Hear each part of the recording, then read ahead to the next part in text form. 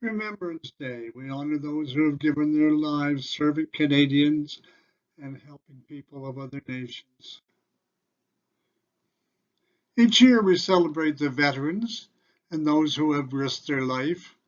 Maybe we should have a day to celebrate the wife. This poem is intended to honor not only those who serve, but also to remember the load shared and the credit the wives deserve.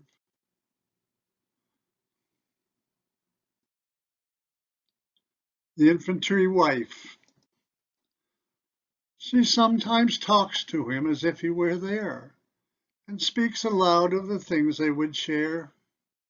It's easier to do than accept the fact that he's away at war, but hopefully be back.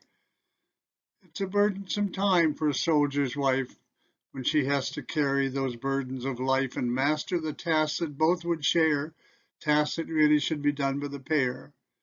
She had accepted the responsibility with open eyes, and she knew when he was called up it would not be a surprise. He had told her of his call up with a bit of sweet talk, but this embarkment still, it came as a shock.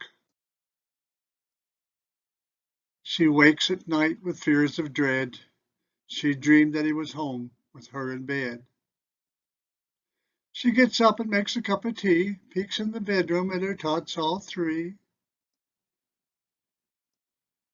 and wonders if tomorrow they will still have their dad, or perhaps tonight she just slept bad. She knows that he always wanted to serve. The infantry job takes his kind of nerve, but she's had that dream many times before. But his new emails arrive and console her once more. But tonight, maybe there's something new. She boots up her laptop, hoping for a line or two. But there's only a note from Dad at his home, wondering how she's making out all alone. Support the troops was the banner she read. She thinks of the words the newspaper said. Everyone thinks of the soldier's life, but hardly anyone ever thinks of his wife. She had shared grief with the widow next door. She'd seen the chaplain arrive, knew what it was for. She thought to herself in a helpless plea, "Oh, please don't let that ever happen to me. Just bring him home safely as her daily grace, and find him a desk in a much safer place. There's no relief at home while he is at war. Please, just let him never leave any more." The children open their gifts with glee, but his presents lie unopened underneath the tree. It's the third time for Christmas alone, and she waits for his annual satellite phone. She gets a call from her best friend who also waits for her hubby's tour to end. They share their compassion with each other's concerns of being alone while the home fire burns.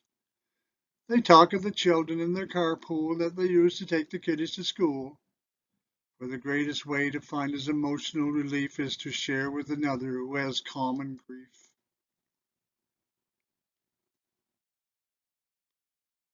She asks the garage mechanic what's wrong with the car and why it vibrates before going too far. He explains that under the rear end there sits a pool. She just didn't notice it and feels like a fool. If Jim were home, he just wouldn't stop before he'd have it fixed at the base hobby shop. When the washer started leaking while rinsing her things, 'twas the first time she'd ever replaced O-rings. On Sunday, she dresses the kids in their finest shirts, loads them in the car, and takes them to church. She fills out the form for a prayer concern and to ask for the battalion's safe return.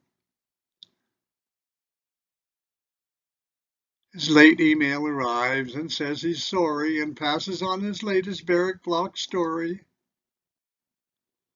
He never speaks of his buddies who've died, for he wants his personal emotions to hide. He doesn't want her ever to learn or to pass on to her any safety concern.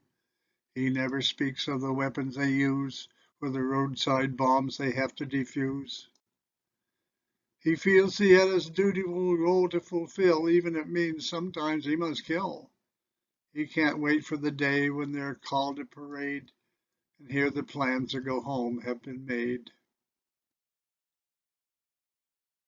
Each night when the children are safely abed, the crossword done and the newspaper read, she types the news that she wants him to learn, leaving out anything that might cause him concern. She always ends up by saying that all's okay. We're doing just fine while you were away. She heads for the stair but leaves on the light, expecting another sleepless night. The sheets on the bed, they just seem oh so cold. If only she had him in his arms to hold. She thinks and dreams of that one special day when he doffs his fatigues and comes home to stay. Poet Laureate.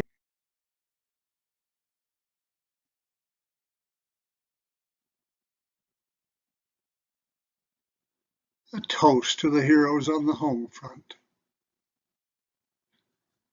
I hope that you enjoyed my poem, and perhaps it may put into perspective the burdens carried by the wives of men at war. Poet Laureate.